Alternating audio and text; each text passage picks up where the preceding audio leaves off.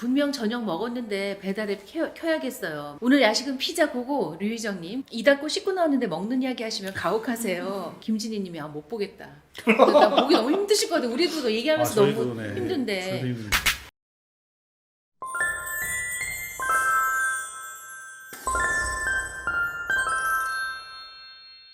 그 발사믹 식초 얘기도 좀 해주시면 좋겠어요. 네.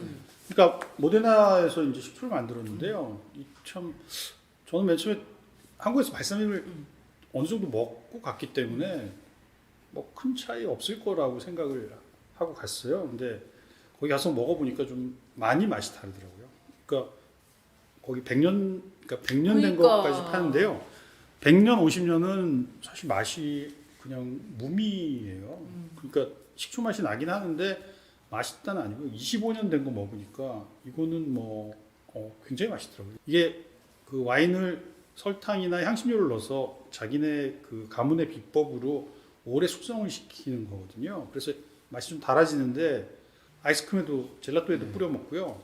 아무데나 발사믹을 오래된 발사믹을. 근데 그게 정말 맛있더라고요.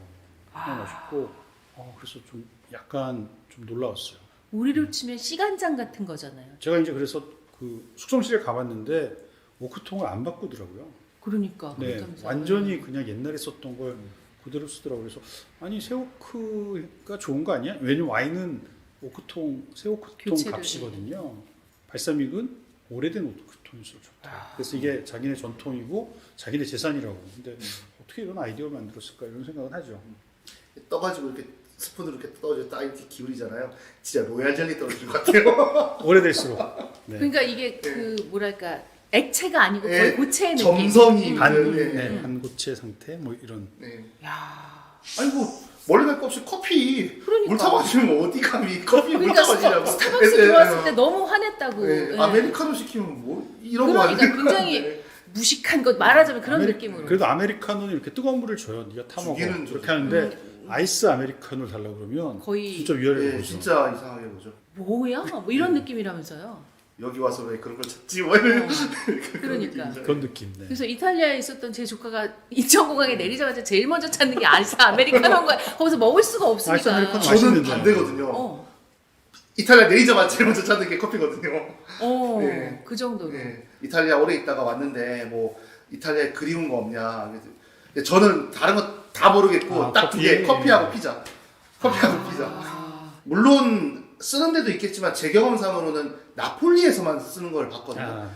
버튼식 말고 레버식. 레버. 네, 레버식. 네. 반자동. 레버식이 훨씬 맛있어요. 네. 그 따라올 수가 없어요. 진짜 커피로 에스프레소 한 잔 1조 아니에요. 진짜 커피로만 한 10잔 정도 들어가도 하나도 저는 네. 남부에서 레버식 많이 먹어봤는데요. 네. 좀 맛이 다르긴 해요. 네, 달라요. 특이하더라고요. 네. 약간 옛날식. 거의 레버 맛들이면 아니 큰일 납니다. 마셔보고 네. 싶다. 레버 맛들이면 예, 진짜. 그리고 그 왜 아마도 아시겠죠? 모카 포트라는 거 있잖아요. 우리 이렇게 끓이는 거. 그거의 원형도 사실은 나폴리에서 왔거든요. 그래요? 나폴리 이렇게 뒤에 주전자 두 개를 붙여서 이렇게 끓이다가 뒤집어서 하는 그 원형 모카 포트가 있어요. 그게 원래 나폴리에서 온 건데 나폴리 사람들 그리고 그 이제 커피를 원체 좋아하다 보니까 바에서도 사 먹지만 집에서도 이제 마실 거 아니에요. 다 갖고 있죠. 누구나. 그래서 그 마트에 가면 이렇게 파는 커피 메이커들이 있는데 제가 제일 좋아했던 게 그 우리나라에도 들어와 있는 거 제가 봤습니다. 킴보라는 메이커가 있어요. 나폴리에서. 그게 나폴리 커피거든요. 나폴리 커피죠. 이 커피는 제가 이탈리아 커피는 나폴리 커피가 제일 맛있는 것 같아요. 네. 그러니까 그 부심이 뭐 대단할 수밖에 없네요. 입에 들어가는 건 무조건. 네. 다 이탈리아다. 그래서 여기서 피자 얘기를 안 할 수가 없을 것 같아요. 전 이탈리아에서 피자는 안 먹었어요. 왜냐하면 북부에서는 피자를 레스토랑에서 안 팔아요. 피자리아라고 파는데 뭐라고 해야 되지? 진짜 우리나라로 치면 햄버거 집 같은 느낌? 그러니까 10유로면 조그맣게 한 판씩 줘요. 9유로, 8유로? 그러면 그 피자리아는 어느 동네나 다 있거든요. 그러면 그게 이제 한 사람이 한 판을 먹는 거예요. 한 끼니를 때우는 건데 그러니까 피자가 엄청난 그 대중성을 가지고 있죠. 그리고 그 대중성 때문에 이탈리아에서는 사실 한 사람이 먹는 끼니로 발달한 건데 미국에 가서 이제 그게 점점 커지고 미국에 이제 살고 있는 이탈리아 이민자들. 이민자들이 만들어서 커지고 도시마다 좀 특징이 있게 발전한 거죠. 그래서 그게 이제 한국으로 들어온 거죠. 네. 네. 피자 얘기에 또 하실 말씀이 많으실 것 같습니다. 교수님. 피자를 좋아하셨으니까. 정말 피자 저 유학 가기 전에는 집 학교 국내에서 시키면 2조각 먹으면 배불렀거든요. 네, 그렇죠, 맞아요. 그렇죠. 같이 2달 만에 한 판을 먹어요, 진짜로. 그러니까 그게 뭔지 모르겠더라고요. 저 그 얘기는 많이 들어봤는데 어떻게 그럴 수가 심지어 작지도 않아요. 그러니까 저도 두 조각 이상은 진짜 못 먹겠더라고요. 네. 아, 근데 근데 우리나라 푸드에는 뭐가 많이 올라가잖아요. 거기는 뭐 올라가지도 않아요. 토핑을 진짜로. 많이 올리지 않죠. 네, 뭐 근데 이제 여러 가지 기본 메뉴들이 있거든요. 근데 제 원픽은 궁금하네요. 그 나폴레타나라고 아. 나폴레타나라고 이제 피자 위에다가 그 엔초비하고 케이퍼 올린 거. 네, 그게 제 원픽인데. 짭조름하면서 아 세상 막 몸소리를 치시네요. 막 치즈 얘기도 여기 나오잖아요. 네. 제가 사실 치즈 그러니까 진짜 너무한다. 이 시간에 우리 너무 피자에 치즈에 와인에 어떡할 거야. 커피에. 사실 공장에서 만드는 치즈하고 자연 숙성된 치즈의 차이를 크게 몰랐어요. 맞아요. 네. 그러니까 체다 치즈, 뭐 고다 치즈 해가지고 다 슬라이스 된 거로 나오니까요. 근데 이탈리아에 가서 알았죠. 그게 공장에서 나오는 그 숙성 기간을 짧게 한 화학약품이나 뭐 이런 처리를 해서 짧게 만든 거고. 그러니까 그건 이탈리아에서는 치즈가 아닌 거죠. 이탈리아에서 그런 치즈를 사실 본 적이 없어요. 네. 그래서 이탈리아에서 이제 그 치즈 장인들 만나서 얘기 들어보고 많은 치즈 먹어봤죠. 근데 제 입맛에 맞는 치즈들이 있더라고요. 근데 전 페코리노가 입에 맞았고요. 페코리노는 아예 그냥 단박에 딱 맛있구나라는 거. 알았죠. 우리가 상상할 수 있는 팔마산 치즈 뭐 이런 거랑은 거기 웃으시는군요, 두 분이. 그런 치즈를 내놓는 집을 본 적이 없어요. 아. 이탈리아에서는. 네. 몹쓸 짓이군요. 그 맥도날드에서 안 할 것 같은데요.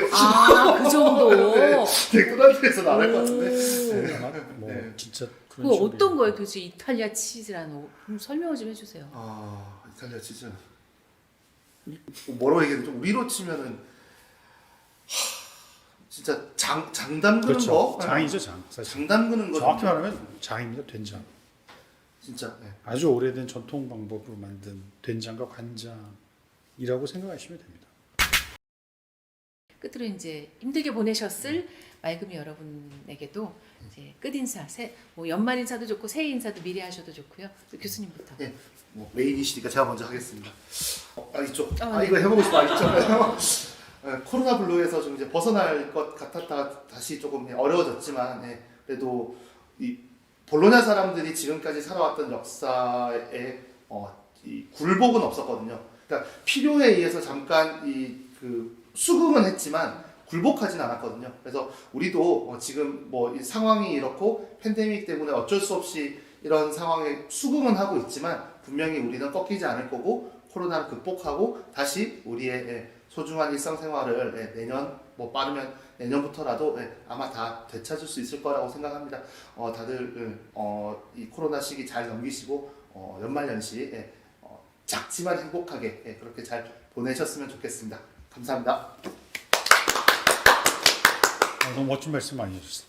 볼로냐에 대해서 그 말씀을 드리면 볼로냐에서 그 느낄 수 있는 어떤 감동은 사실 역사적인 성취나 뭐 시민의식이나 아니면 여성의 어떤 그 사회적 지위 획득 이런 역사적 성취라고 할 수 있는데 사실 이게 제일 잘 표현된 게 제 생각에는 음식이라고 생각을 해요. 그러니까 치즈라든지 햄이라든지 와인이라든지 그리고 토마토 소스를 쓰는 것 자체도 이 사람들은 이걸 시민의식과 버무려서 진보 조금 더 나은 그러니까 한 발자국 정도 더 나은 그 세상으로 가는 어떤 방법으로 생각을 했던 것 같아요. 그러니까 우리나라도 뭐 고추장, 된장, 간장, 김치가 매우 발전한 발효 음식이고 어떤 그 대단한 포텐셜, 그러니까 잠재력이 있다고 생각을 하는데 볼로냐는 그것하고 또 비슷하고 조금 더 다르게 역사의 어떤 발전을 이끌어낸 어떤 음식 문화 이런 것들이 있다고 생각을 합니다. 그래서 사실 제 책에 그걸 제가 이제 볼로냐에서 가장 감동을 받았던 건 그거였고요. 그래서 그런 부분을 많이 담아놨는데 아무튼 코로나로 힘들고 그리고 조금 어떻게 보면 어려운 상황이 계속되고 있는데 이것도 어떤 저희가 발전할 수 있는 도약할 수 있는 계기가 되지 않을까 그리고 그 계기로 만들어야 되지 않을까 이런 생각을 해봅니다. 그래서 연말연시 잘 보내시고 내년엔 더 좋은 계획, 더 밝은 계획, 그다음에 더 맛있는 걸 먹는 계획 이런 것들을 잡으셨으면 좋겠습니다. 감사합니다. 올 한해도 마이금이와 함께 해주신 여러분 고맙습니다. 좀 전에 잠깐 말씀드린 것처럼 인생 살아볼만 한 것 같아요. 왜냐하면 그게 꼭 내일이 오늘보다 더 나을 거야 라는 말은 저는 할 수가 없습니다. 나을지 안 나을지는 모른대요. 이거 하나는 분명해요. 내일은 오늘과는 다를 것입니다. 그리고 그 다른 것을 내가 어떻게 내 것으로 만드느냐에 따라서 인생 괜찮은 것도 같습니다. 그래서 내년은 올해와는 또 다를 거예요. 그리고 어떻게 내가 다르게 만들지는 여러분 각자의 몫이라고 생각합니다.